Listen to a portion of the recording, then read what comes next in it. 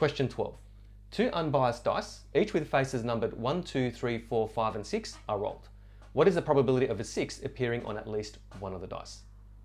Now this is a two-stage probability experiment where the second stage is not affected by the outcome of the first stage. So the first stage is the outcome of rolling die number 1, and the second stage is the outcome of rolling die number 2. And this can be modeled using a probability tree diagram, like so. So with die 1, there's two possible outcomes that we need to consider.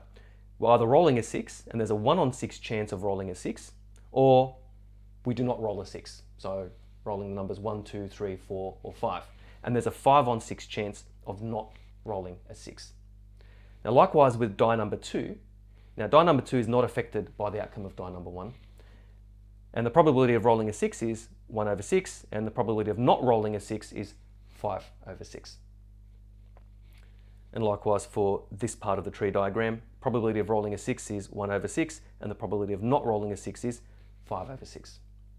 Now there are three possible outcomes where at least one of the dice will show a 6. We either have 6, 6, 6, not 6, not 6, and 6. And the probability of rolling each of these is found by multiplying along the probability tree.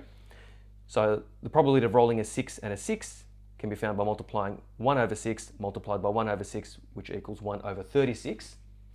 The probability of rolling a 6 and not 6 is 5 over 36, so that's 1 on 6 multiplied by 5 on 6. And the probability of not rolling a 6 on die 1 and rolling a 6 on die 2 is 5 over 6 multiplied by 1 over 6, which is 5 over 36. If you add these three values together, these three fractions, that equals 11 over 36, and that's option B. Now there is another way to work this out, which is to consider the complement of at least one of the dice showing a 6, which is none of the dice showing a 6. And the probability of that is 5 over 6 multiplied by 5 over 6, and then we subtract that from 1. So the probability of at least 1 6 is equal to 1 minus the probability of not rolling a 6 at all. So 1 minus 5 over 6 multiplied by 5 over 6, and that equals 11 over 36. Answer is option B.